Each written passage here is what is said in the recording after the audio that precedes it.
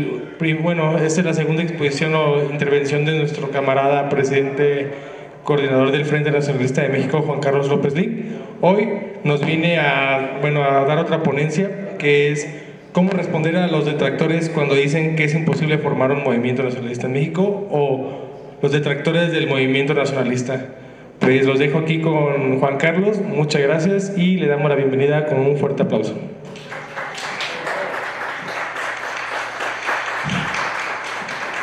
Muy bien, gracias camaradas a todos por su asistencia. Esta presentación, pues como se darán cuenta, es un poquito viejita, digo, no tanto, pero algo. Teníamos el nombre Organización por la Voluntad Nacional, y en aquel entonces pues había varias personas, varios movimientos, grupos, que decían que en México no era posible un movimiento nacionalista porque no había identidad nacional, etcétera, etcétera. Entonces, pues, era necesario responder ante esos detractores. Desgraciadamente, hoy tenemos nuevamente ese tipo de grupos o de personas, tanto desde una tendencia como desde otra, ¿no? Entonces, creo que es un tema de actualidad, ¿sí? Entonces, pasamos a la diapositiva, camarada. Pues, ¿hacia dónde se dirigen estos argumentos, ¿no? En primer lugar, tenemos ciertos grupos que son tanto del lado hispano como del lado indigenista, que dicen que, bueno, que por el tema de la conquista, etcétera, etcétera, el país está fracturado permanentemente y que por ende no es posible que haya un nacionalismo porque hay dos grupos separados y dos corrientes irreconciliables, ¿no? Después, del lado de algunas organizaciones de tendencia pues más nacionalista, pero un poco más racial y todo esto, hay quienes dicen que en Hispanoamérica no existe un pueblo étnicamente homogéneo y que por ende pues no se puede hablar de nación, etcétera, etcétera, ¿no? Digo, no sé muy bien, pero creo que hay una organización del señor Cobian, Miguel Cobian, que parte de su, él hace revisionismo, pero él es escéptico con respecto de México como nación, ¿no? Dice que no puede haber una nación mexicana como tal. Después, tres, que habría que escoger forzosamente entre un nacionalismo indigenista o uno blanco. Digo, en esa época había una organización, un grupo que se llamaba Visión Blanca, no sé si alguien lo recuerda. Este grupo de Visión Blanca también, pues curiosamente, la prensa de izquierda les daba muchísima prominencia, ¿no? Los ponían, les daban entrevistas y todo, precisamente porque ellos eran parte de los detractores del nacionalismo. Ellos estaban ahí para evitar que surgiera un movimiento nacionalista. Entonces, pues siempre el sistema se vale de los extremistas para fomentar precisamente este descrédito, ¿sí? Y número 4, en Hispanoamérica la gran mayoría de la gente es ignorante, inculta, pasiva. Digo, hay mucha gente que es escéptica frente a la política en general y que dicen, tu movimiento no va a funcionar porque aquí todo el mundo es apático, porque aquí no hay conciencia, a la gente no le interesa. En primer lugar, pues esto también tenemos que responder ante ese argumento. Continuamos, camarada. El primer punto, ¿no?, de la conquista, ¿no? Aquí es importante decir que todas las naciones del mundo, o la gran mayoría de ellas, proviene de conquistas. Las conquistas, los movimientos de población, los cambios políticos, cambios en cuestión de soberanía, pues son un hecho histórico general mundial, ¿no? Como vamos a ver a continuación. Entonces, si para los demás países esta conquista, digamos que ya no es un motivo de trauma, ¿por qué lo es para nosotros? También hay una explicación. Cambiamos. Por ejemplo, estamos hablando de que naciones europeas, ¿sí?, todas tienen una historia de conquista, ¿no? La historia de España, por ejemplo, encontramos la conquista romana, que hay algunos libros al respecto, de cómo los íberos también lucharon heroicamente contra el Imperio Romano, así como Cuauhtémoc, como nuestros abuelos indígenas lucharon por la defensa de su civilización contra la conquista que traía Cortés, etcétera, etcétera. También los íberos en España también tuvieron una heroica resistencia, e igualmente también, pues si uno estudia esa historia, también resulta que hubo un soldado, un comandante de los íberos que fue ahora algo así como un traidor también, que le dio el triunfo a los romanos. Sin embargo, los íberos también resistieron heroicamente. Y pues también la historia de España, después de que llegan los romanos, también llegan los árabes después. Entonces pues es una historia de conquistas también. También tenemos en el caso de Rusia, ¿sí? Rusia tiene una lengua eslava, es un país eslavo ortodoxo, pero los padres fundadores de la nación rusa, pues uno de ellos era Rurik, que era un vikingo, era un hombre nórdico. Entonces pues en Rusia también hay un pueblo, hubo un mestizaje entre eslavos, asiáticos y los nórdicos vikingos, que fueron, digamos que la realeza o la nobleza, ¿sí? En Inglaterra también, Inglaterra pues es un país que tiene un origen celta y un origen anglosajón, y durante mucho tiempo estuvo también gobernado bajo los franceses. De hecho, el inglés, antes de la conquista francesa de Inglaterra o la conquista normanda, pues era una lengua totalmente diferente a la que hay ahora. El inglés actual pues es una lengua que tiene una base germánica, pero que tiene un vocabulario mayormente latino. Es como en el español tenemos el caso contrario. Aquí tenemos una base gramática que es latina, pero el vocabulario del español viene del árabe, viene del vasco, viene del quechua, del náhuatl. Entonces tenemos un caso distinto. Sí. Y bueno, Francia, simplemente Francia, los franceses tienen un origen celta, también eran galos los franceses, y los conquistan los romanos, y después llevan el nombre de Francia. Los franceses eran una tribu, los francos eran una tribu germánica. Entonces, pues todas estas cuestiones, para nosotros decimos, no, es que México es una contradicción, que México lleve el nombre de México, es una contradicción por la conquista, que esto, que el otro. Pues para los franceses no hay contradicción, o sea, ellos ya lo normalizaron, ¿no? Cuando Napoleón recorre Francia, él dice, no existe Francia más que en el papel, porque yo me doy cuenta que cada región tiene una cultura muy diferente. Sin embargo, Francia ya era Francia, ¿no? Ya había un sentimiento de grandeza. Entonces ya es tiempo de dejar de, digo, sí podemos hacer un escrutinio de la historia, de cuestionar ciertas cosas, pero debemos de aceptar a México como un hecho y no cuestionar lo que es incuestionable. Digo, los franceses, a pesar de toda esa historia de conquistas y todo eso, pues Napoleón nunca se puso a dudar o a cuestionar al respecto. Francia ya era Francia y él defendía la grandeza de Francia, aunque hubiera contradicciones históricas, ¿sí? Sí, antes de que se me olvide, acerca de los mestizajes, los pueblos mestizos, ¿sí?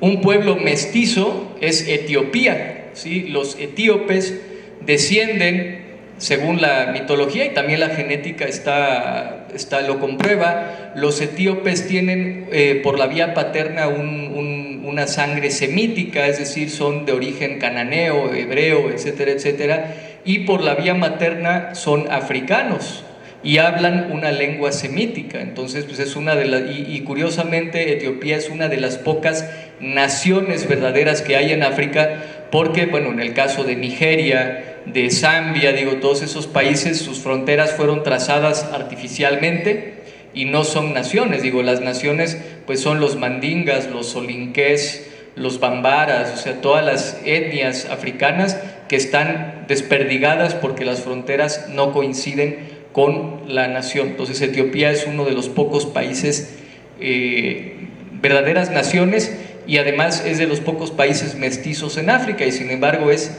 una nación en todos sentidos.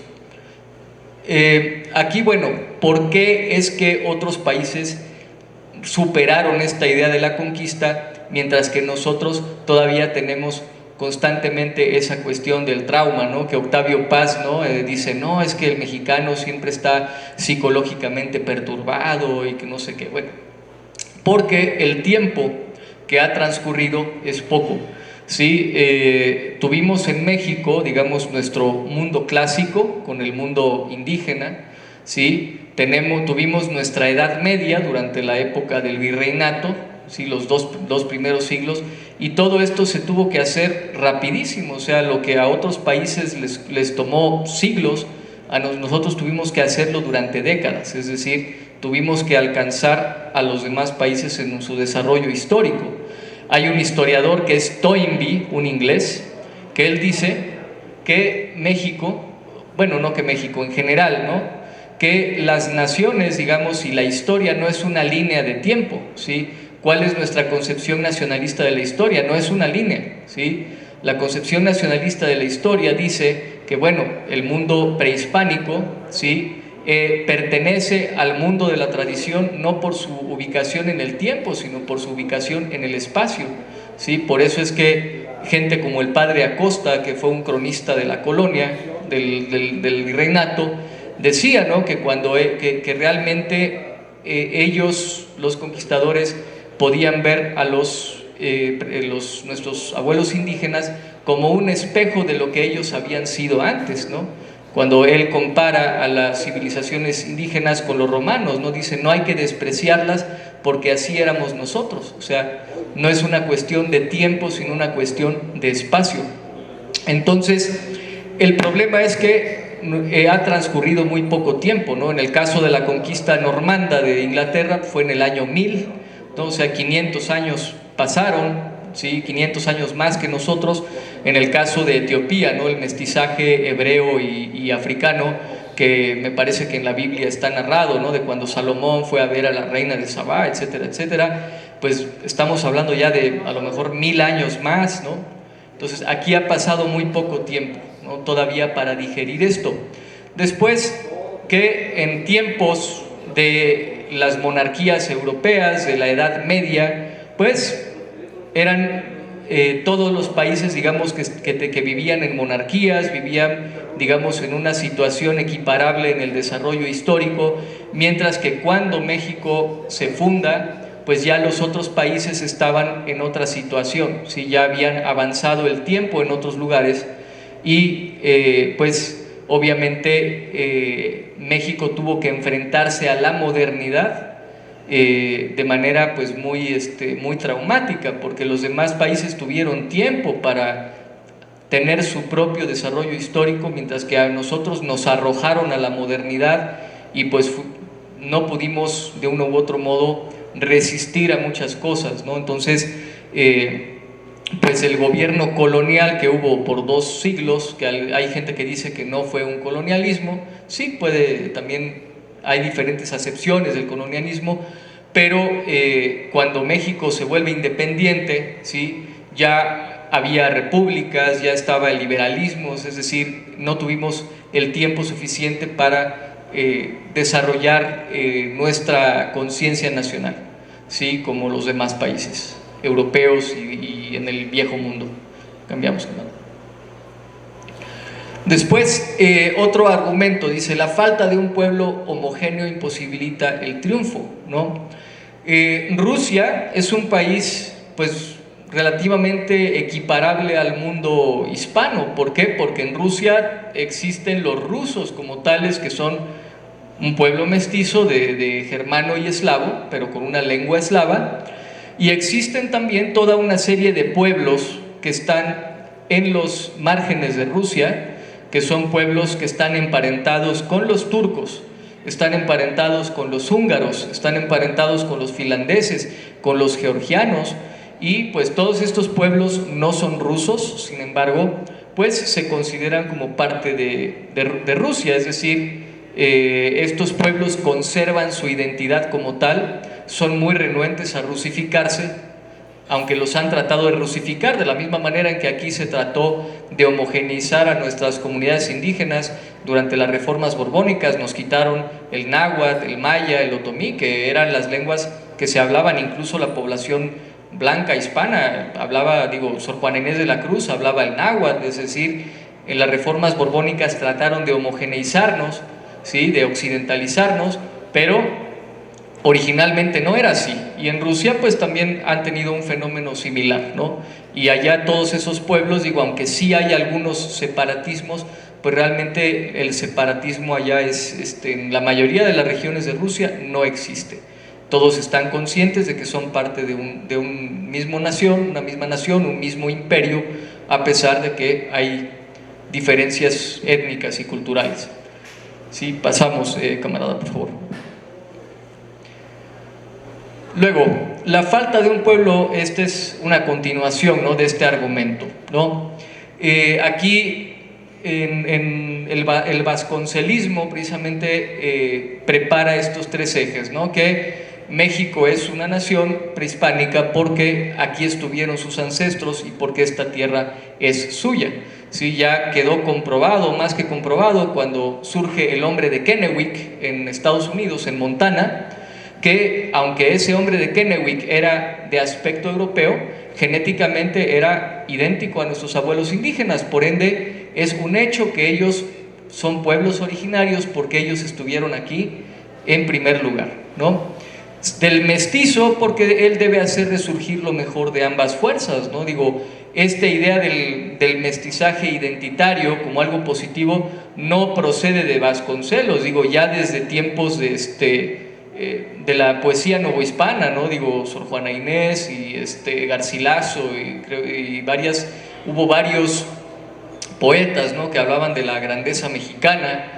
Sí, no era Garcilaso, era otro autor. Garcilaso era peruano, era otro autor el que hizo ese poema, pero ya se hablaba de esta idea de la grandeza mexicana, entonces no es algo tan reciente o no es un producto del liberalismo, del romanticismo, como dicen algunos grupos. Por ejemplo, aquí en México ahora ya no existe Visión Blanca, pero hay un grupo que se dice carlista aquí en México, y que eso es lo que dicen, que México no es una nación, que la única nación es España, y que no existe, que es ilógico pensar en México como una nación. Entonces son extremos, ¿no? Es gente que se va a los extremos y que tiene un desconocimiento de la historia del virreinato y de la época colonial y de todo, ¿no? Entonces, del criollo, porque en él despertó primero la conciencia de la nacionalidad. ¿Sí?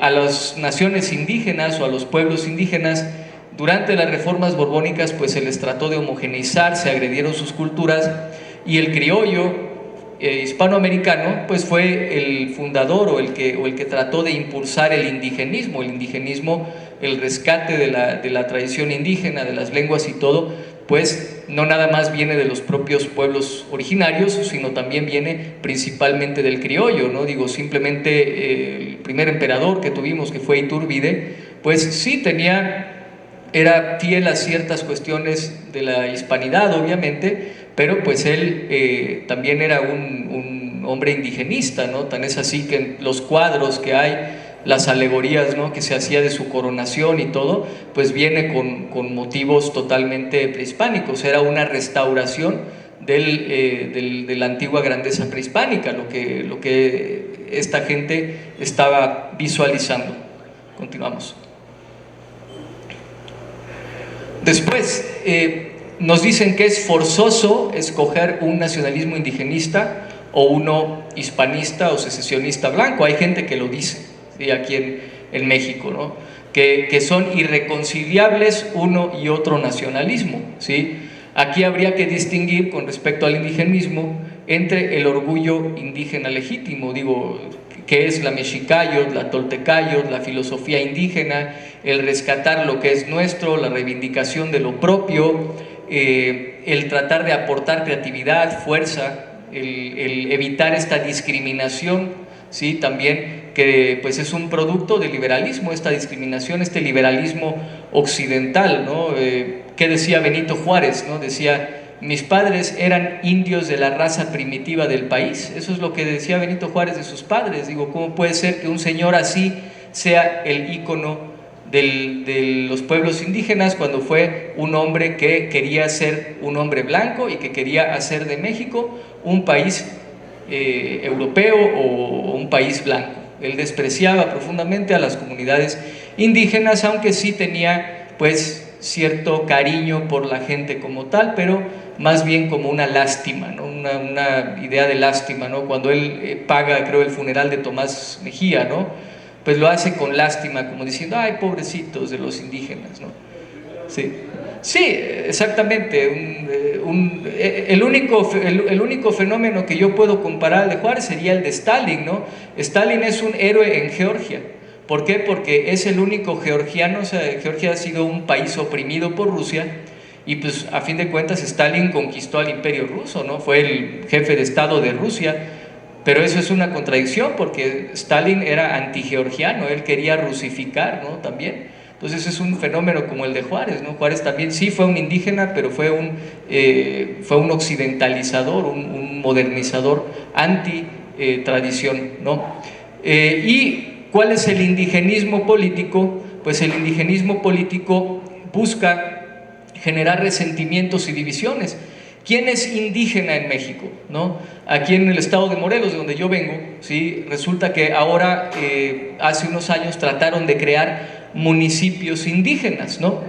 ¿Y quiénes son los que ahora aparecen como los dueños, digamos, de los municipios? En muchos casos, pues uno ve señoras de huipil que antes se avergonzaban de las lenguas indígenas, que no hablan la lengua indígena, y que de repente dicen, ah, no, ahora sí somos indígenas, pues por el dinero, por buscar el presupuesto público, el dinero, y por excluir al resto de los habitantes de los municipios que no se adscriben como indígenas, o que sí son indígenas, pero que vienen a lo mejor de Guerrero, que hablan mixteco, que hablan otros idiomas, y los excluyen de la administración pública y de las tareas, ahora sí que de los derechos ciudadanos en sus localidades, ¿no? Ese es el nuevo indigenismo que han creado, ¿sí? Que es totalmente espurio. ¿Por qué? Porque también, ¿qué ha hecho el movimiento indigenista como tal, ¿sí? Para fomentar el aprendizaje de nuestras lenguas indígenas? ¿Sí? Yo no he visto que el movimiento zapatista, por ejemplo, pues haga talleres de aprendizaje de lenguas indígenas, o que impulse la mexicayo, la toltecayo. Yo no he visto nada de eso. Digo, lo único que yo he visto nada más es política, son pintas, tener extranjeros en esos lugares, está lleno de italianos, de hippies, digo, no, eso no puede ser, eso no es un indigenismo como tal, ¿no? Eso es una forma de segregacionismo, porque ¿cuál es nuestra visión nacionalista, al menos del Frente, con respecto de esto? Lo que nosotros quisiéramos es que en todas las regiones de nuestro país, cada persona, independientemente de su color de piel, hablara la lengua de la región. Si en Oaxaca se habla zapoteco, pues que todo mundo hable el español y el zapoteco. Si en las zonas náhuatl hablamos náhuatl y español, pues así. Sin embargo, el indigenismo lo que busca es segregar a la comunidad indígena de la población general, y eso pues no es identitario, al contrario, eso es una forma de segregación que va en contra de la soberanía e independencia de México. Pasamos. Bueno, también se me había pasado decir que el centralismo, sí, esta idea que identifica a la gran Tenochtitlan como si fuera todo México, pues tampoco es correcta. ¿Por qué? Porque para empezar, esta también es una idea colonialista, esta idea de que México Tenochtitlan era todo México, que es la idea de Claudia Sheinbaum y de López Obrador, pues no es real. Y simplemente podemos ver que esta idea realmente no es verdaderamente indígena, no es verdaderamente nativa, sino que es una idea extranjera. Tan es así que, por ejemplo, seguramente Miguel debe de saber más acerca de ese tema, pero Moctezuma, ¿sí? Quien fue el Tlatoani de Tenochtitlan, que había sido removido de su cargo y por tanto él no tenía ya ninguna autoridad, en determinado momento los administradores virreinales le hicieron a la familia de Moctezuma que cedieran los derechos dinásticos o el reino de México al rey de España. Sin embargo, está totalmente claro que el Estado azteca pues no era dueño de todo México, por ende ese documento era totalmente inválido, ¿no? Entonces ahí queda también de manifiesto que este supuesto indigenismo de poner una réplica del Templo Mayor y todo eso, pues realmente también es una idea que viene del colonialismo, no es una idea netamente indígena, porque el señorío azteca pues no era el dueño de todo el país, no era todo el país, ¿sí? Había muchas etnias con el mismo valor, digo, mayas, zapotecos, incluso en el norte del país, todas estas culturas nómadas pues también tenían un valor al que no se les reconoce como debiéramos. Sí, los purépechas, sí, efectivamente, ¿no? Incluso simplemente el término tarasco, es decir, tonto. Los aztecas, los mexicas, pues tenían digo, como todos los pueblos de todos lados, tenían ciertos términos peyorativos contra el adversario, que se quedaron en el lenguaje, y pues eso es parte de este centralismo que tenemos en México, ¿sí? Entonces aquí, por ejemplo, ¿no? Antes de la conquista pues no había una nación mexicana como tal, sino centenares de tribus y grupos étnicos, ¿sí? La conquista, por un lado, como dice Antauro Humala, que es el líder del etnocancerismo en Perú, dice que el lado bueno de la conquista europea fue que a la llegada del español o del europeo, los pueblos indígenas comenzaron finalmente a reconocerse y empezamos a saber que somos un solo pueblo, una sola colectividad, a diferencia del europeo que llegaba, ¿no? Entonces, esa fue una característica. Seguramente el Estado mexica a la larga sí habría logrado construir el Anáhuac completo. El Anáhuac termina en Nicaragua. Nicaragua quiere decir Nican Ca Anáhuac. Hasta aquí llegaba el Anáhuac. Era la aspiración del pueblo mexica que se hace realidad. Se habría hecho realidad, pero habría tardado a lo mejor más siglos en cristalizar. Y a raíz de la conquista, pues el sueño de los mexicas, de los nahuas, se hace una realidad, porque se genera el Anáhuac de una forma inesperada, ¿no? Entonces, también pues que las etnias nómadas y bárbaros, ¿no? La palabra bárbaro o la palabra chichimeca, pues también implica cierto desprecio, ¿no? A pesar de que los propios mexicas también tenían cierta veneración al nómada, porque venían de ellos, ¿no? Otros formaron señoríos prósperos, y bueno, las conquistas en el mundo prehispánico pues eran relativamente frecuentes, digo, también eran un hecho frecuente. Entonces también es por eso que aunque sí hubo rebeliones, sí hubo heroica resistencia de muchos pueblos originarios, sí hubo rebeliones como la de los Cascanes, como la de los chichimecas, la de Popé, ¿no? En Nuevo México, pues sí hay que decir que ya el resto del país, en la mayoría de los casos, fue colonizado, no fue conquistado como tal. Pasamos a la siguiente diapositiva.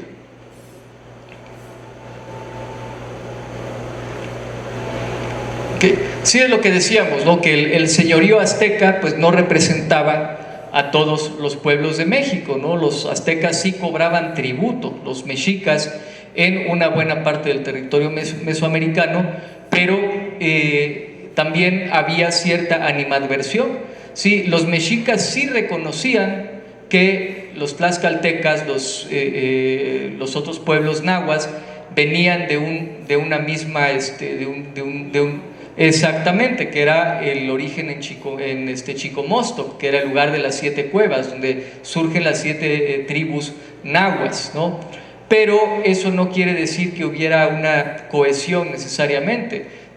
Todavía Tlatelolco, Tacuba, ¿sí? Había fricciones entre uno y otro grupo, a pesar de que había una triple alianza. Siempre había cierto pleito de familia, que con la conquista, pues al tomar conciencia de que todos somos nahuas o que todos somos mexicanos frente al invasor, pues se logró precisamente esa conciencia. Y después el invasor termina mexicanizándose. Decía González Prada, un peruano, que el español que llegó a América también se indianizó, ¿sí? Cuando cuando empieza a vivir como vivían nuestras comunidades, se empieza a indianizar. Entonces esa distinción después de invasor y nativo empieza a diluirse también. Sí. Después, considerar lo indígena como lo exclusivamente mexicano es inexacto, ¿no? ¿Por qué? Porque, bueno, es lo que dice este argumento, pues es también un argumento un poco falso, ¿no? Dice, ¿están dispuestos los promotores del indigenismo político a renunciar a la tecnología del hombre blanco? Volvemos a lo mismo. Cristian Iturralde, por ejemplo, ahí en el libro 1492, ¿sí?, dice, no, es que ustedes deberían utilizar taparrabos y renunciar a la cultura del hombre blanco, ¿no? Eso es una tontería. ¿Por qué? Porque simplemente los pueblos de Europa pues no fueron los primeros en tener tecnología. Ellos recogieron, para empezar, el desarrollo del creciente fértil, de ahí surgieron el grano, el trigo, todo eso. Europa cosechó también la tecnología del mundo musulmán, ¿no?, que viene, en el año 1400, 1300, el mundo otomano, el mundo musulmán, pues tenía muchos más avances tecnológicos que Europa. O sea, eso de decir que el hombre europeo es superior, pues también es falso, ¿no? Y, por ejemplo, ¿no?, dice, ¿consideraríamos como alternativa nacional el renegar en masa del cristianismo para readoptar el paganismo azteca? Yo respeto mucho el paganismo prehispánico, a mí me encanta el paganismo prehispánico, es una cosa que a mí me fascina leer sobre estas cosas, pero también tenemos que entender que, bueno, el paganismo como tal tuvo su momento histórico y que pues también hay organizaciones indígenas, o más bien indigenistas, porque pues muchos de sus promotores son personas que no son propiamente indígenas, que evocan el retorno a un paganismo, ¿no? Hay una iglesia tolteca y todo eso actualmente, pero pues esto también va en contra incluso de las propias comunidades indígenas, que pues ya la mayoría de ellos pues son cristianos, ya no son como tal, ya no tienen la religión antigua o la filosofía antigua, aunque sí conservamos aspectos netamente paganos en el sentido de nuestro ser interior, sí, que se exteriorizan, ¿no? Pero esto ya como tal, la religión, una restauración de la religión pagana, pues ya incurrimos en lo que decía Spengler, que era la segunda religiosidad, ¿no? Ya es un tiempo de decadencia, cuando ya no hay identidad, la gente trata de reinventarse una identidad, y también esta cuestión del paganismo pues también viene muy ligada a la narrativa colonial, ¿no? Simplemente ahorita en Bolivia, por ejemplo, escuché que hubo un sacrificio humano, ¿no?, de un pueblo indígena que jamás había practicado los sacrificios humanos y que sin embargo lo hicieron porque pues también la narrativa colonial insiste mucho en esa idea de que todos los pueblos prehispánicos hacían sacrificios y todo. Entonces esta gente, con tal de recuperar una identidad que está perdiendo, pues se asocia a algo que a lo mejor nunca existió, ¿no? Entonces esos son los riesgos de la segunda religiosidad, ¿no? Después, por ejemplo, pasamos a la siguiente. Sí, el punto también que ahí estaba mencionado es que es importante combatir los cacicazgos que no tienen nada que ver con los líderes de las comunidades indígenas en tiempos prehispánicos. En la actualidad hay cacicazgos, por ejemplo en Chiapas, ¿sí?, caciques que tienen a la gente hundida en el alcoholismo, en la ignorancia, caciques que casi siempre son priistas o son gente del régimen y que tienen hundido a su pueblo en la ignorancia, en el oscurantismo, y que ellos se dicen indigenistas nada más con tal de impedir que llegue, digamos, una liberación a esas comunidades, y que además pues muchas de esas tradiciones que ellos defienden ni siquiera son tradiciones verdaderamente prehispánicas, sino que son herencia nuevamente pues del aparato burocrático del virreinato, que aunque tuvo algunas cosas positivas, pues también trató a veces de dominar a la población, pues por medio del vicio, etcétera, etcétera, ¿no? Digo, sí hubo órdenes religiosas como los jesuitas que hicieron todo lo posible por erradicar el alcoholismo y todo esto, pero pues hubo otras que desgraciadamente fomentaron estas cosas. Digo, nuestras ferias patronales, ¿no?, que desgraciadamente son a veces pura borrachera y todo eso, pues esto creo que es algo que debemos de criticar, no por ser algo religioso católico o por ser algo indígena debemos de necesariamente defender ese tipo de cuestiones, ¿no? Después, considerar a lo exclusivamente mexicano es inexacto, porque el nacimiento de la nación pues es un parto, ¿no?, donde hay sangre, donde hay violencia. Digo, ninguna nación surgió de una flor. Digo, la historia de la humanidad es una historia de crueldad, de barbarie y de todo eso, ¿no? Exactamente. Entonces no podemos recrear lo que ya no existe ni readoptar algo que ya no nace de nuestras almas. También este es un mensaje para muchos conservadores católicos que ahorita con esta idea de la nueva derecha gringa, ¿no?, que se está importando a México desde Argentina, que dicen que hay un resurgir de la fe y que no sé qué, y que está resurgiendo la civilización occidental.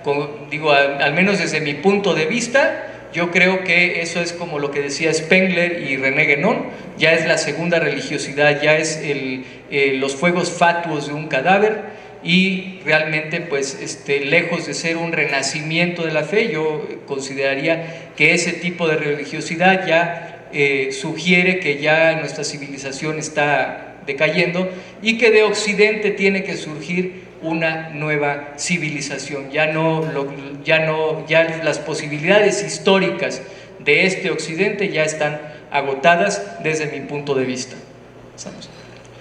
Sí. Dice, por ejemplo, que hay que escoger obligatoriamente entre uno y otro nacionalismo.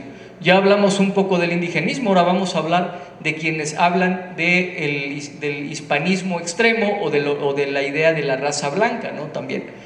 ¿Cuál es el orgullo blanco o el orgullo criollo? Pues exalta valores de los pueblos europeos, su contribución, busca que la raza blanca se conserve como tal, ¿sí?, lo cual pues no tenemos por qué oponernos a ello. Digo, cada pueblo tiene derecho de conservarse, ¿sí?, pero también cada nación tiene una conducta diferente con respecto a este tema. Digo, hay naciones que quieren seguir conservando su tipo racial como tal, y hay naciones como la nación hispanoamericana donde el tema racial, ¿sí?, es decir, la patria grande, Indoamérica, Iberoamérica, pues el tema racial nunca ha sido algo tan preponderante, ¿no? Entonces hay que respetar precisamente esas cosas.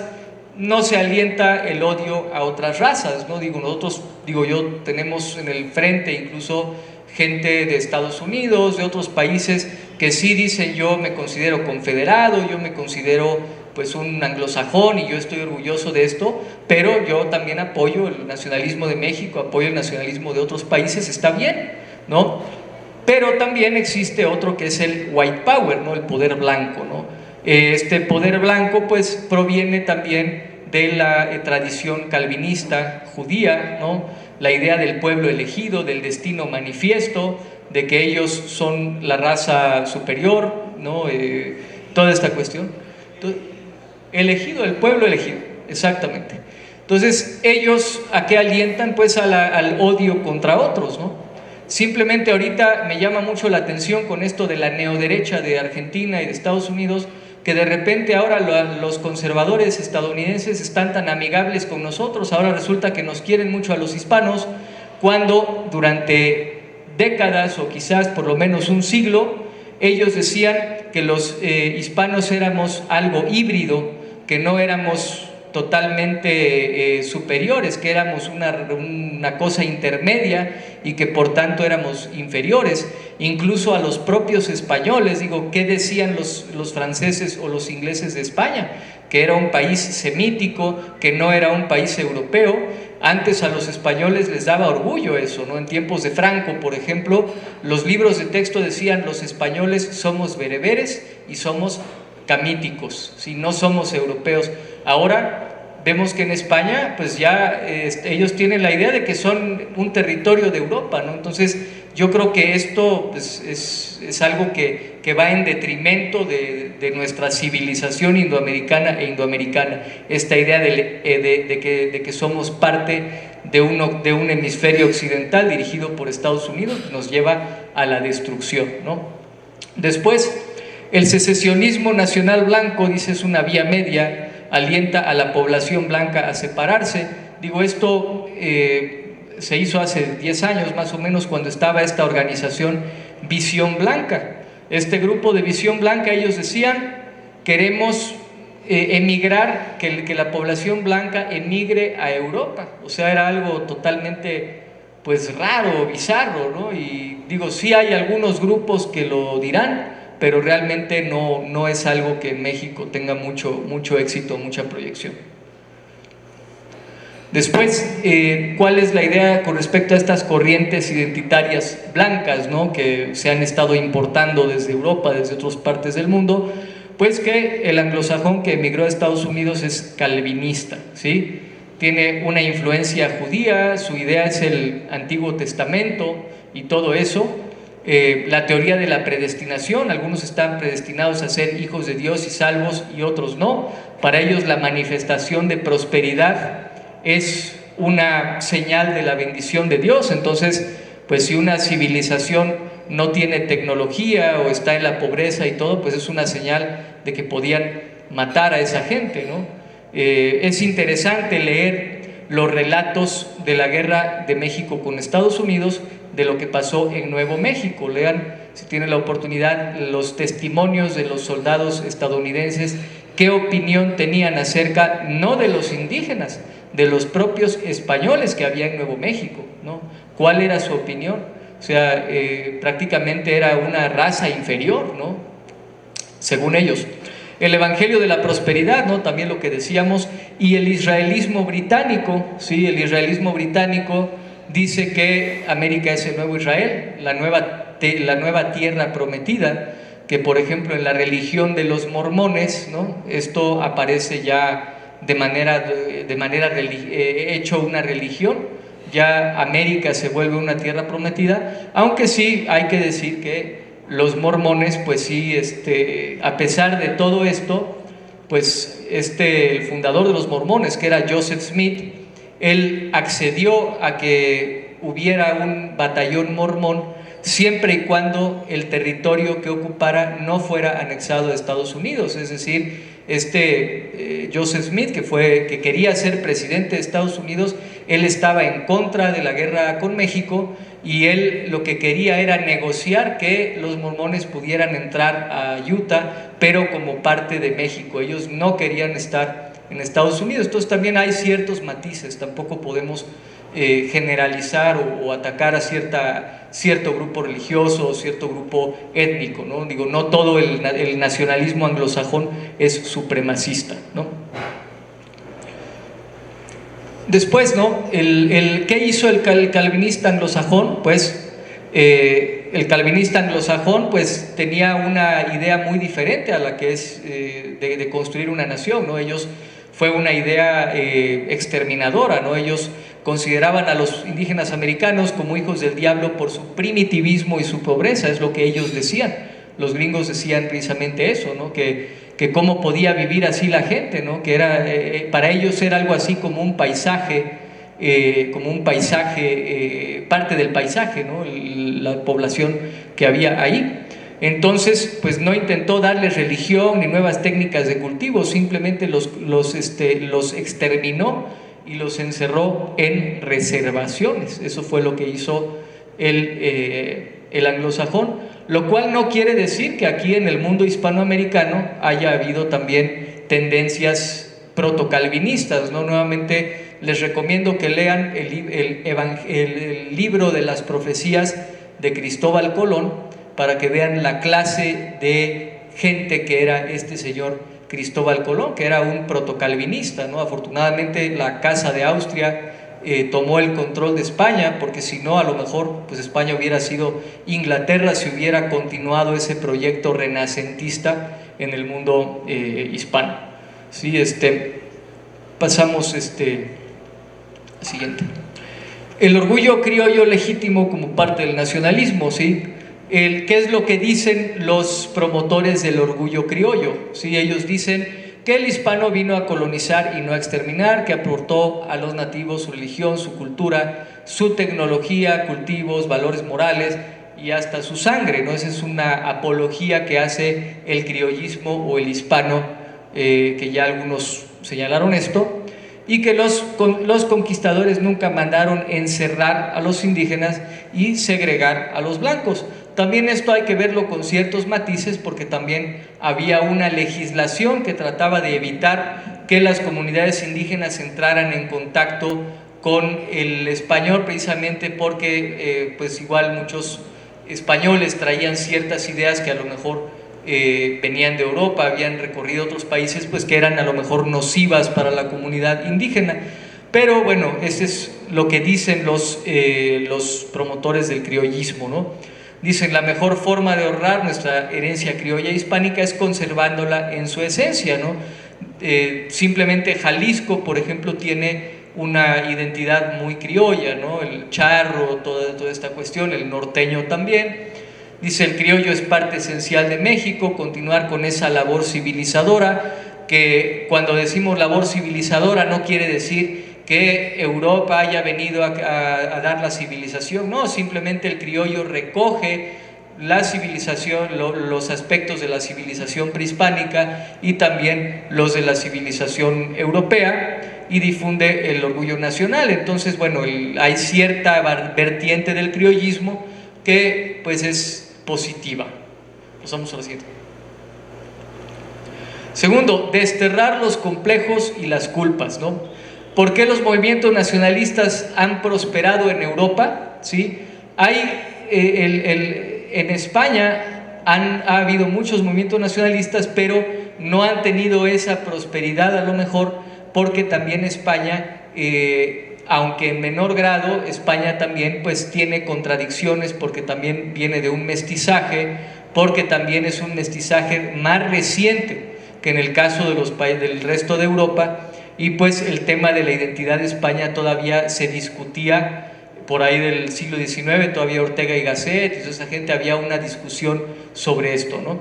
Entonces, pero en Europa generalmente el europeo pues se considera originario de su territorio y no tiene el complejo de vencedor ni vencido, por ende está dispuesto a defender su tierra. ¿Qué es lo que pasa aquí en México?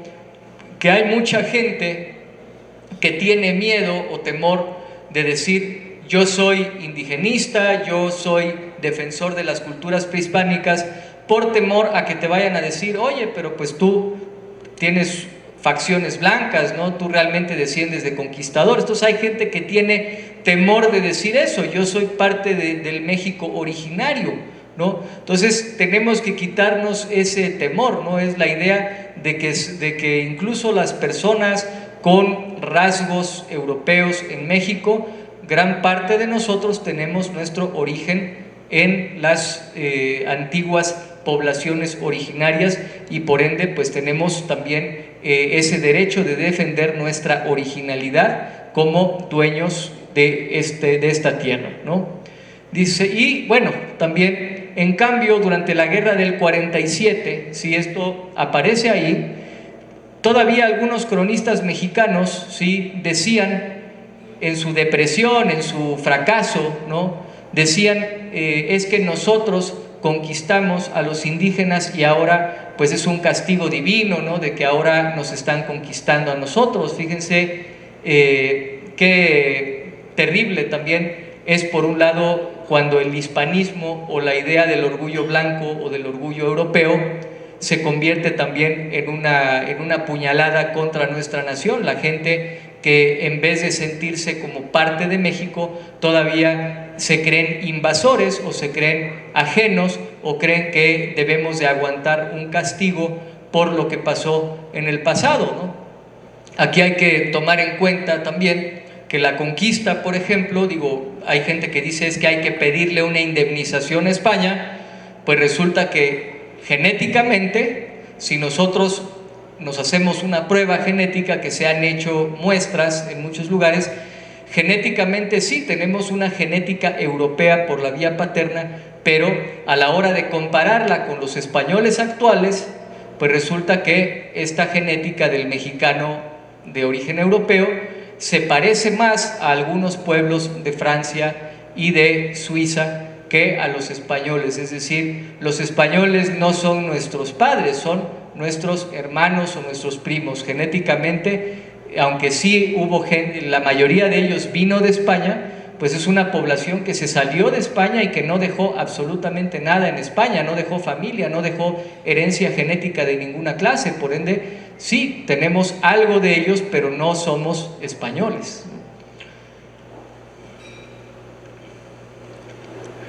Después, ¿no?, que en México tenemos los dos complejos: el complejo del vencido, que nos sentimos derrotados, nos sentimos sin rumbo, nos sentimos discriminados, resentidos, porque creemos, y con toda razón, que México no tiene lo que merece. ¿Sí? Tenemos una civilización totalmente original. ¿Sí? La revolución neolítica en América fue algo totalmente nuestro. Nuestra cultura data de hace por lo menos 6,000 años. A nosotros, no, a diferencia del europeo, el europeo es lo que es gracias a que recogió la tecnología de los primero, cuando surge en Mesopotamia, ¿no?, en el creciente fértil, surge la primera civilización euroasiática, ¿no?, Sumeria, todo esto. Después los europeos son herederos precisamente de todo eso, ¿no? Si dice la gente que Europa es, la civilización occidental es heredera de la cultura de Roma, pues Roma fue heredera de la cultura griega, la cultura de Grecia heredó cosas de Egipto, Egipto lo heredó de Mesopotamia. Sin embargo, aquí en América no podemos decir que seamos herederos de esas culturas o que las hayamos adaptado. Aquí teníamos nuestra propia cultura que surgió sin intervención de ningún otro pueblo, ¿no? Entonces, simplemente nuestras pirámides, ¿no?, nuestras construcciones, nuestros monolitos aquí en México, hay gente que dice, no, es que eso fue hecho por extraterrestres, ¿no? Eso ya es degradar nuestra propia inteligencia, ¿no? Por supuesto que eso es una manera de, es una idea totalmente racista, porque nos estamos devaluando nosotros. Es como si dijéramos que nuestra población, que nuestros abuelos no tenían la suficiente inteligencia, no tendrían la suficiente capacidad para hacer lo que hicieron y construir lo que construyeron. Por ende, tenemos que valorar lo que somos y tenemos que estar orgullosos de esto, ¿no? Y el complejo del vencedor, ya vimos, ¿no?, el ser abusivo, el ser rapaz y a la vez sentirse culpable. ¿Sí? Por un lado nos sentimos avergonzados de nuestra herencia prehispánica, ¿sí? Nos han dicho que nuestros abuelos indígenas eran unos caníbales, unos antropófagos, sacrificadores, y por otro lado nos dicen también que también descendemos de europeos que nada más vinieron a violar, a saquear, a robar. Entonces, pues, ¿qué autoestima puede tener un niño que desde chico aprende ese tipo de cosas, ¿no? Después pasamos al siguiente, ¿sí? En Hispanoamérica la gran mayoría de la gente es inculta, pasiva, etcétera, ¿no? Esto también, pues, es un mito, ¿no? Nos ponemos a leer la historia de la Alemania de los años 20 y de principios del siglo XX, y resulta que todo el mundo decía exactamente lo mismo, que Alemania estaba totalmente ya fracasada como nación, que la gente era indiferente, que había mucha degradación social, que era un desastre, que no tenía remedio el país. Y miren lo que sucedió en los años 30, ¿no?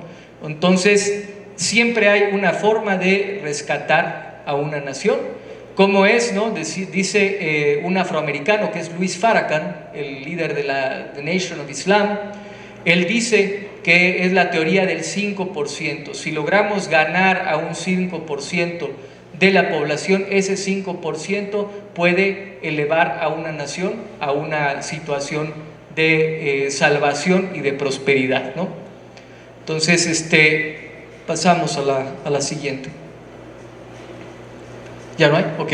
Bueno, pues esta es una presentación que hace una apología de nuestro nacionalismo, porque efectivamente hay una gran cantidad de detractores, incluso desde la política y todo, que nos dicen que debemos de conformarnos con cosas chiquitas, ¿no? Con el aeropuerto. Andrés Manuel dice que el aeropuerto es una gran obra, y a mí me parece una buena obra. Yo difiero mucho de otros grupos. A mí me gusta mucho ese aeropuerto, se me hace cómodo, se me hace bueno, ¿sí? Y la oposición dice, no, lo que tenemos que hacer es un gran aeropuerto en Texcoco. Nosotros no podemos aspirar a quedarnos con esas cosas pequeñitas, ¿sí? Tenemos que aspirar a construir nuevas ciudades en México, tenemos que transformar los desiertos en lugares verdes y fértiles. Si en Israel lo han logrado, ¿por qué no podemos hacerlo nosotros, ¿no? ¿Por qué no podemos crear una nación próspera? ¿Sí? Se necesita voluntad política y además se necesita creer en la grandeza de México para no seguirnos conformando con las reformas chiquitas y con la política chiquita del político moderno. Gracias, camaradas. Un fuerte aplauso a Juan Carlos, muchísimas gracias, como siempre sus intervenciones, sus conferencias muy interesantes, y le damos ahora la bienvenida nuevamente. Vamos a dejar 10 minutos otra vez para preguntas y respuestas. A ver, Juan, si puedes quedarte aquí. Y no sé qué, si alguien tenga 1, 2, 3.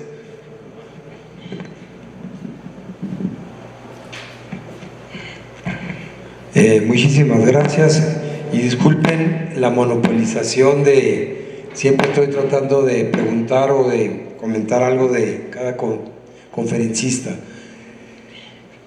Creo que hay una omisión muy trascendente en tu presentación. Yo me considero iberoamericano. Para mí la patria grande, y lo constato cada vez que viajo fuera de México a Iberoamérica, es increíble la nación que somos y la inconsciencia que tenemos de lo que somos. Después de que nos fragmentaron en más de 20 republiquetas sometidas al dominio financierista y masónico, hemos comprado la idea de que somos una sola nación, cada una de nuestras republiquetas. Y resulta que tenemos una vocación de grandeza, tenemos todos los elementos para aspirar a encontrar una respuesta muy superior a la que tenemos actualmente para todos nuestros pueblos, y no solo para beneficio nuestro, sino para beneficio de todo el mundo, porque cada nueva civilización genera algo para sí misma, pero es un aporte a la humanidad. Y además quisiera comentar que si Europa, con todas esas diferencias étnicas, históricas, lingüísticas, etcétera, buscan una unidad y logran un beneficio en ello, es absurdo que nosotros no volteemos a ver nuestra propia raíz común. Vamos a Colombia, vamos a Perú, vamos a Argentina, a cualquier lado, estamos en México, como cuando vamos a Chiapas o cuando vamos a Sonora. Son pequeñas diferencias de acento, pequeñas diferencias muy valiosas en la diversidad específica, pero tenemos una unidad esencial que es increíblemente rica y que nosotros no la vemos. Yo invitaría a Juan Carlos que modifique radicalmente su presentación. Ok, a esto quiero responder, por ejemplo, una contribución que hace un personaje histórico totalmente, es una contribución inesperada totalmente. Lo que dice Ernesto Che Guevara en abril de 1967, esto aparece en el libro Madre Patria, que es un libro hispanista del autor Marcelo Guido, que es un argentino. El Che Guevara decía esto, dice: en uno de los mensajes que impactó a la juventud hispanoamericana afirmó: en este continente se habla prácticamente una lengua, salvo el caso excepcional del Brasil, con cuyo pueblo los de habla hispana pueden entenderse, dada la similitud de ambos idiomas. Hay una identidad tan grande entre las clases de estos países que logran una identificación de tipo internacional americano mucho más completa que en otros continentes. Entonces, efectivamente, ¿no?, tenemos una raíz común y una patria grande, ¿no?, también la patria grande iberoamericana. Sí, de hecho esto es reconocido no nada más por la derecha, sino también hay una izquierda hispánica. También podemos ver, ¿no?, que hay, sobre todo en Sudamérica, en Argentina y en Chile, había una izquierda también que promovía esto.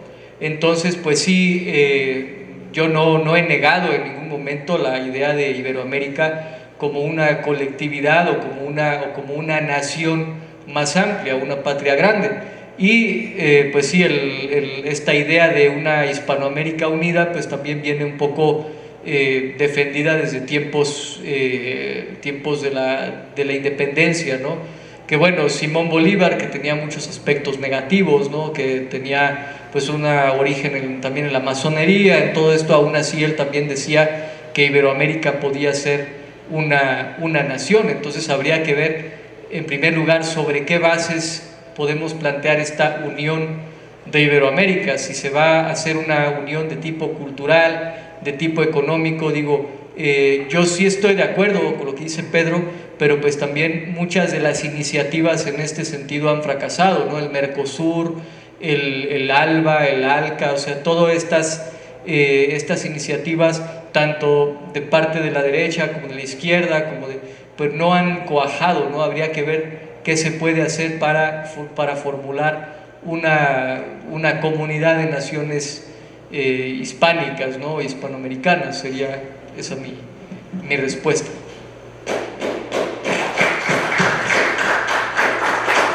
Y sí, de lo de la presentación, pues sería bueno también interactuar después con Pedro para que él me dé alguna pauta para hacer algunas modificaciones. De hecho, esta presentación tiene 10 años, no pensaba dar esta charla hoy, entonces hay que hacer ciertas actualizaciones, ¿no?, a este material.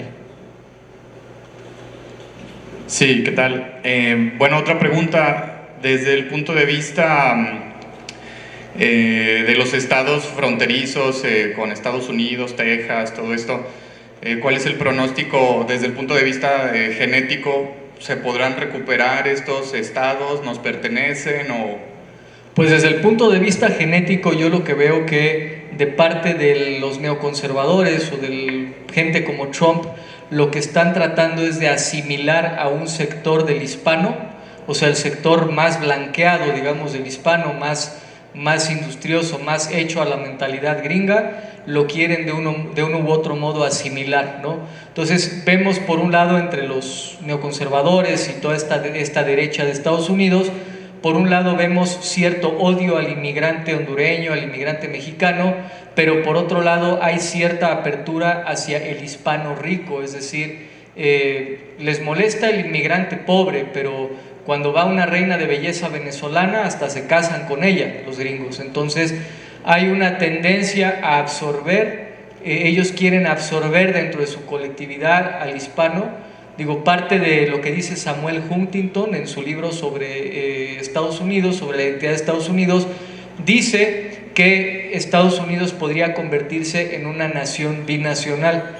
Pero bueno, yo creo que tarde o temprano eso va a fracasar, ¿no? Eso no va a funcionar, y en determinado momento pues sí tiene que haber una solución territorial a ese problema. También algo que complica un poco las cosas es que la población anglosajona blanca en Estados Unidos se está convirtiendo al catolicismo, ¿sí? El que era el protestante más conservador y todo, digo, estamos viendo, digo, ahí en internet, ¿no? Hay una monja, una madre, que es la Madre Miriam. No sé si alguien ha oído de la Madre Miriam.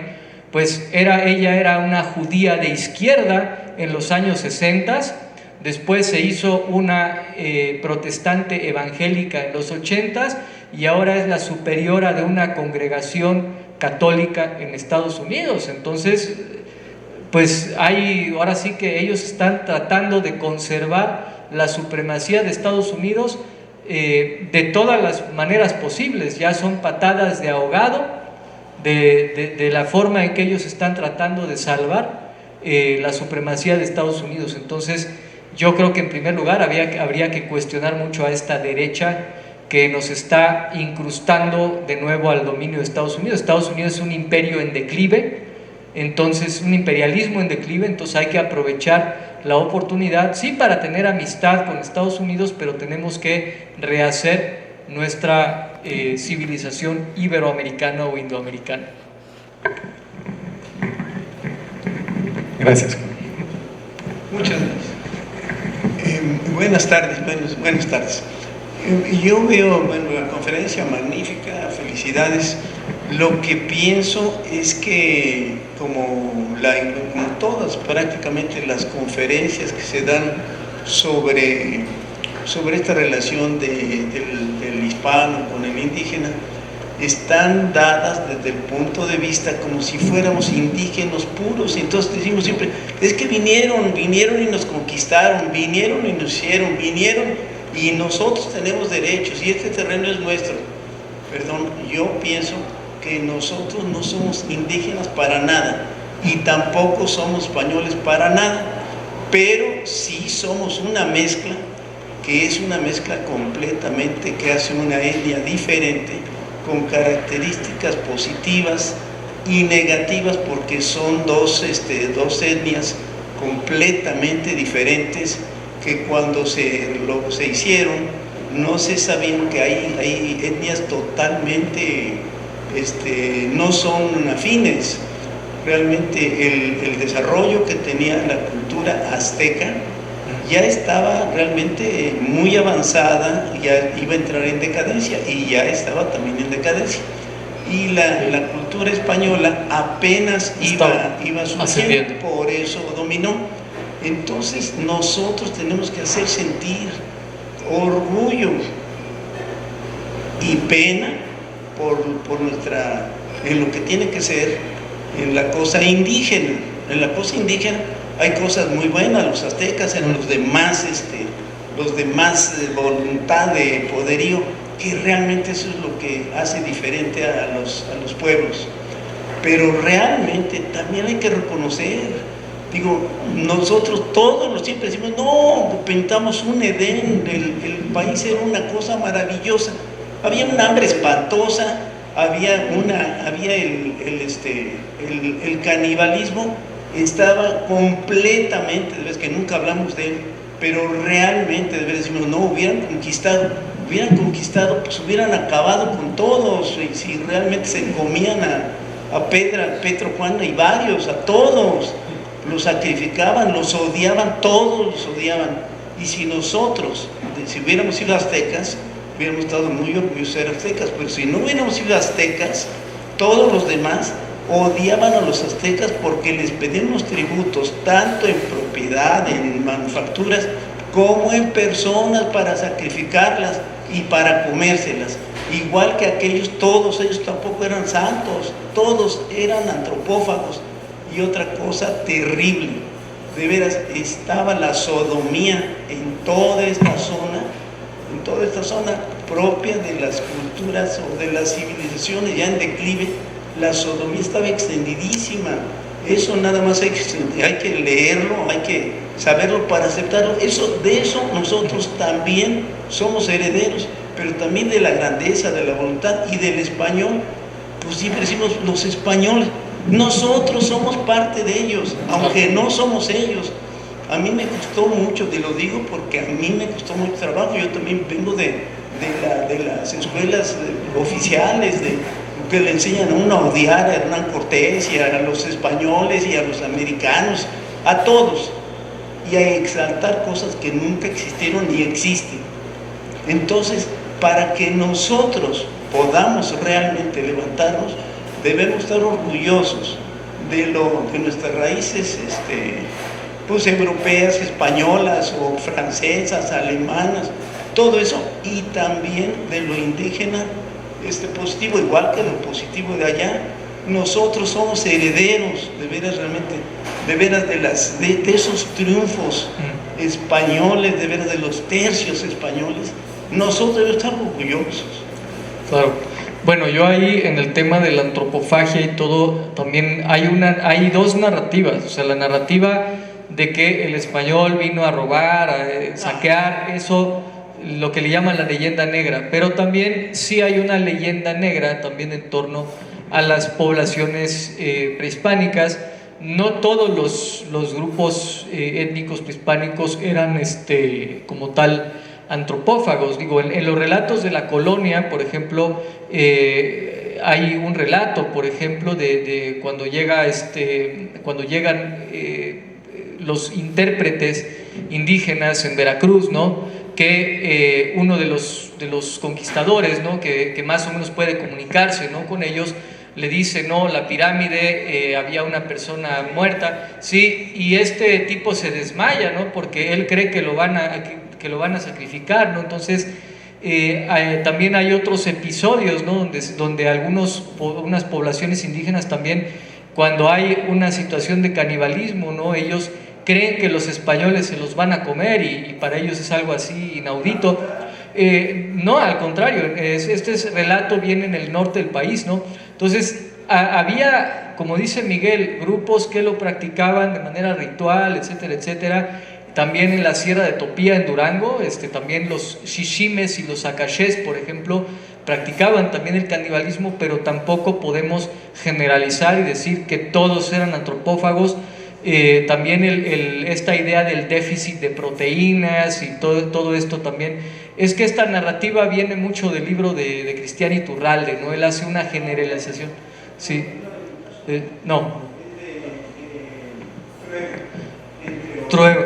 Sí, o sea, hay que matizar muchas cosas, ¿no? Yo creo que no debemos de generalizar, ni con la idea del español rapaz, conquistador, ni con la idea tampoco del indígena caníbal y totalmente... Pero sí, lo de la decadencia de la civilización prehispánica sí era también evidente, ¿no? Ya era el periodo azteca ya era un periodo que a diferencia de los anteriores había cierta decadencia notable y que ya estaba también agotada su posibilidad histórica, ¿no?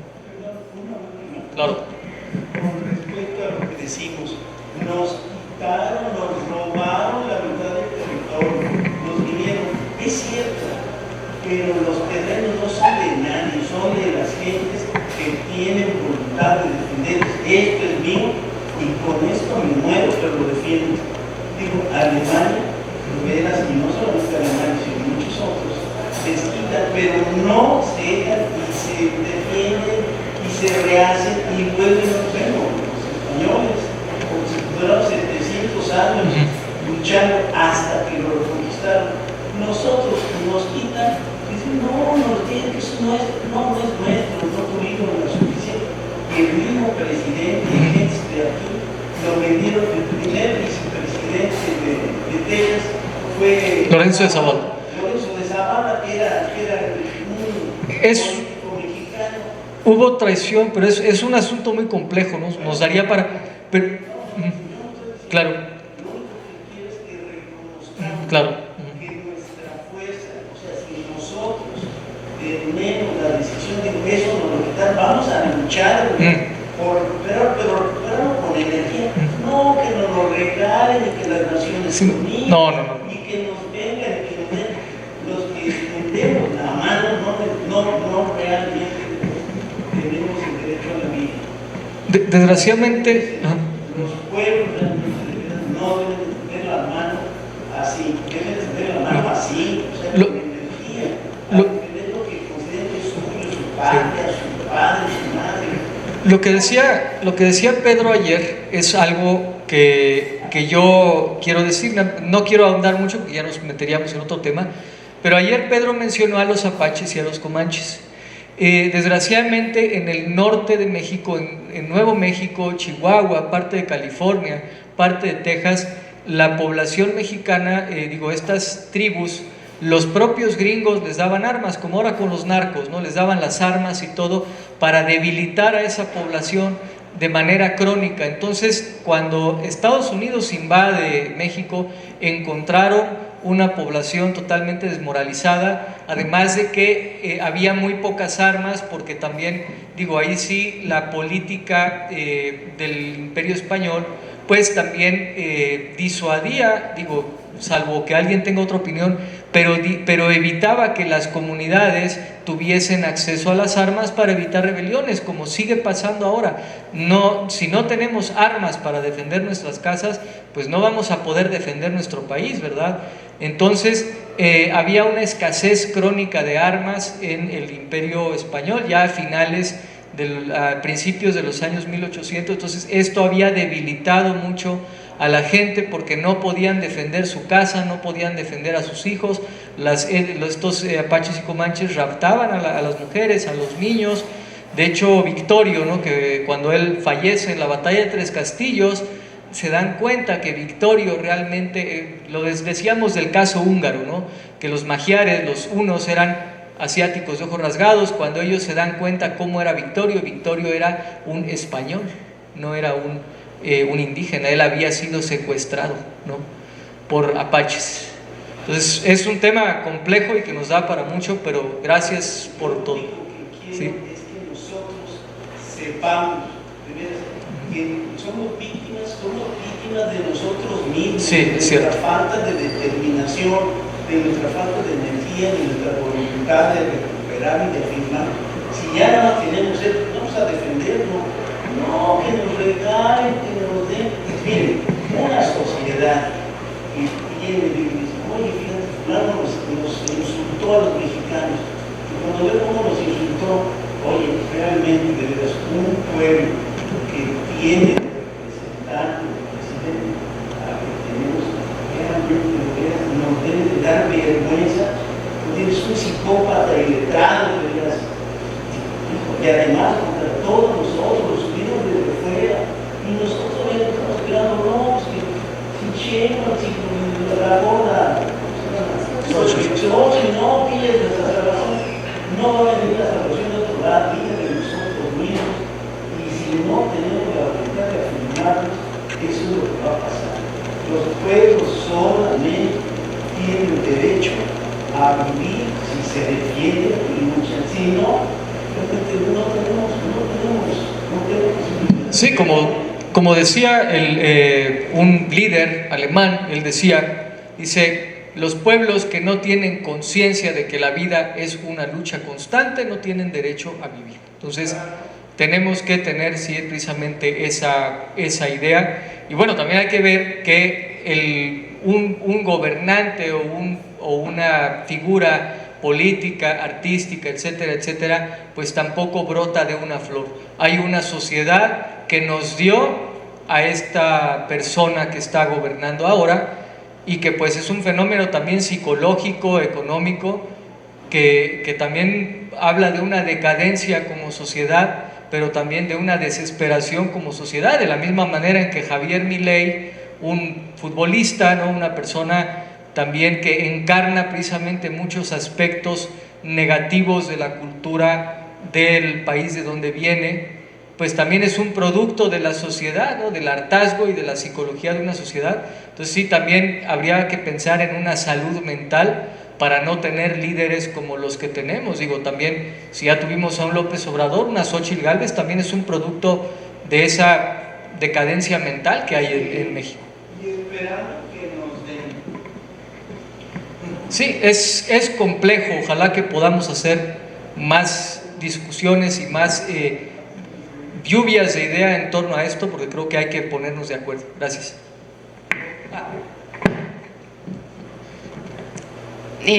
Bueno, nada más como comentario, yo no creo que el indigenismo sea igual como la solución, porque, bueno, yo no le veo sentido que se vuelvan a aprender las lenguas antiguas, porque de hecho por eso siento que la izquierda lo ha tomado, porque es dividir otra vez, y siento que España, o sea, no se unieron porque estuvieran en contra de los españoles, sino porque los unió el idioma, que fue el español, y pues la religión, Dios. Entonces pienso que por eso se unieron todos y duraron mucho tiempo, como ayer nos comentaba Miguel, unidos.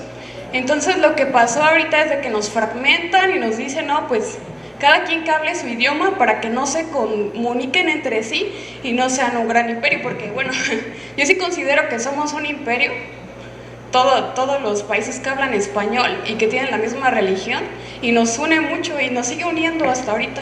Yo considero que aprender los dialectos sería como dividir. O sea, sí aprenderlos y sí ver de dónde venimos y todo, pero ya de ahí a tomar otra vez eso, yo no lo veo como unir. Yo aquí, bueno, debo decir algo. ¿Cuál fue la etapa más constructiva y más próspera del México, digamos, conocido por nosotros, no del México antiguo? Fueron los primeros 2 siglos de la época virreinal. Efectivamente, había una religión que unía, ¿sí? La Virgen de Guadalupe, la iglesia, toda esta cuestión, la comunidad. Sin embargo, en esos 200 años de historia colonial, de historia virreinal, digo porque sí, no, es muy diferente el concepto de colonia inglesa al concepto de colonización española, es muy diferente, pero en ese tiempo las lenguas indígenas se hablaban de manera corriente y común, y fue un periodo de gran unidad en México. Los primeros 2 siglos de la época virreinal fueron un periodo que, aunque hubo rebeliones y algunas cuestiones aisladas, fue un periodo de construcción nacional, de prosperidad, donde se hicieron laboratorios científicos, hospitales, los tratamientos médicos que había aquí en México eran la envidia de todo el mundo. O sea, en ninguna parte del mundo había los hospitales de las congregaciones religiosas. Sí, y las lenguas indígenas se hablaban. Entonces yo siento que esto de que el aprender una lengua fragmenta, pues es un tanto temerario, ¿no? Yo creo que habría que retomar estos 2 siglos de herencia virreinal como un ejemplo, y que el ejemplo de Europa no se puede aplicar al de América. Sí, camarada, lo que pasa es que le estás dando la razón a Ivonne, porque en esos 2 siglos lo que no hizo España fue, vamos a regresar a la historia indígena. No, lo que se hizo fue algo completamente nuevo, fue la mezcla de las 2 culturas. Recordemos que lo que había aquí era la edad de piedra, ¿sí? Y realmente lo vemos en la arquitectura. Esto que está aquí, todo lo que está en el centro histórico de aquí, es lo que se logró en esos 2-3 siglos de la experiencia hispana.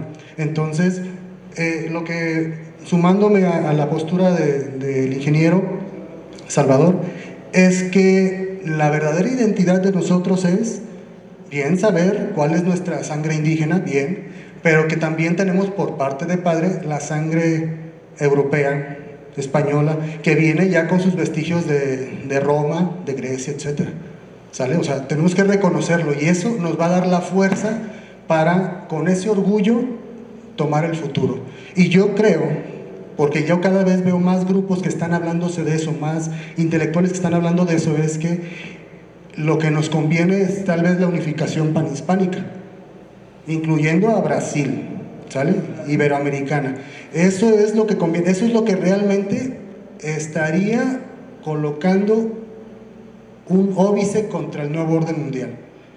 El que volvamos a resurgir el imperio católico o cristocéntrico, vamos a decirlo así, porque el global de la religión en América es cristiana, ¿sale? Porque ya hay matices protestantes, pero tendría que ser cristocéntrico, el idioma español y resurgir la cultura, ¿sale? Entonces eso es lo que tenemos que rescatar. Tenemos que rescatar las cuestiones antiguas, pero no decir, hay que volver a hacer resurgir el imperio Tenochtitlan o mexica. No, espérate, yo vengo de Colima, si acaso habré sido purépecha en mis raíces, pero no mexica.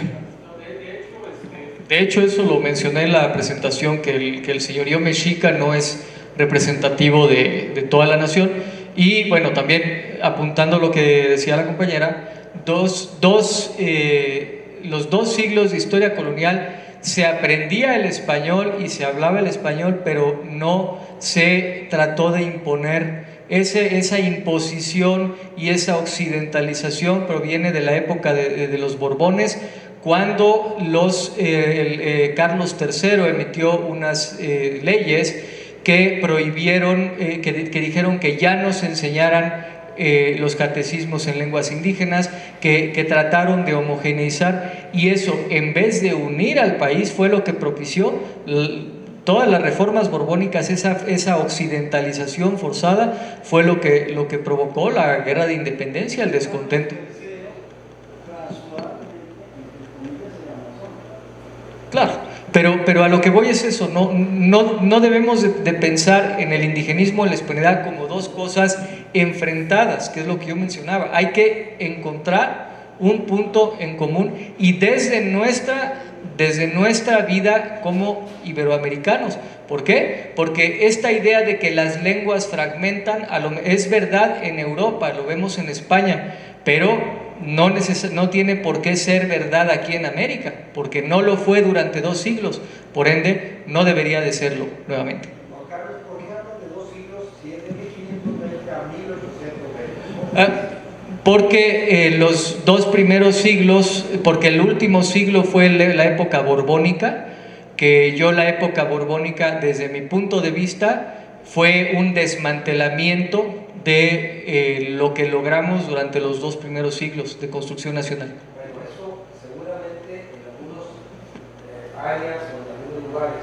Sin embargo, lo más como una especie de argumentación de reafirmar que fueron 3 siglos, es que cuando Hidalgo solivianta a la plebe, al populus, y queda omiso ante la masacre de españoles, hay algunos analistas, y coincido con ellos, que el mundo novohispano estaba asombradísimo y aterrorizado, bueno, más bien sorprendidísimo del terror que no se había vivido en 3 siglos. En 3 siglos se vivió, como tú bien lo dijiste, una paz generalizada, con excepciones, pero generalizada por 300 años, y el terrorismo que aceptó, bueno, hasta cierto punto sí, ciertamente, él lo reconoce, dejó ese odio que se expandiera. Fue una cosa novedosísima. ¿Qué quiero decir con esto? Que aún con el esfuerzo masónico de los Borbones, lo que era Iberoamérica, la parte americana de Iberoamérica, vivía una época de paz y de armonía y de mestizaje. Entonces, a lo mejor sí desmantelaron algunas cosas, pero lo esencial y común se mantuvo, puesto que este caso ¿cómo se llama?, de Hidalgo, asombró en negativo como una novedad, que no existía ese terrorismo y nunca existió. Bueno, perdón.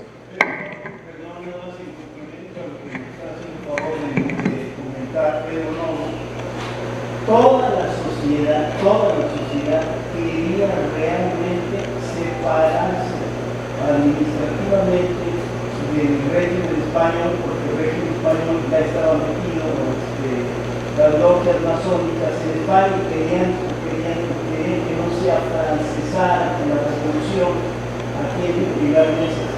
Todos querían separarse. Cuando con el poco tacto de Miguel Hidalgo hace eso, quedaron asombrados, todos querían la independencia, pero no de esa forma. ¿Quién hubiera querido una independencia en que se masacraran a todas las gentes pensantes y a quien la misma la dejaran robar, asaltar, asesinar?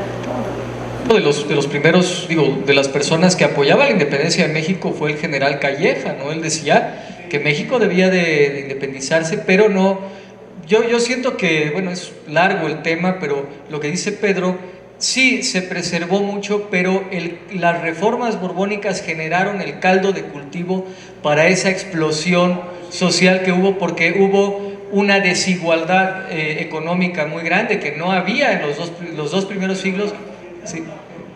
Claro, claro que sí, los afrancesados, incluso en la religión, ¿cómo eran los ritos religiosos barrocos de los dos primeros siglos? Eran misas preciosas, había compositores indígenas, compositores mexicanos, Hernando Franco, sí, o sea, sí.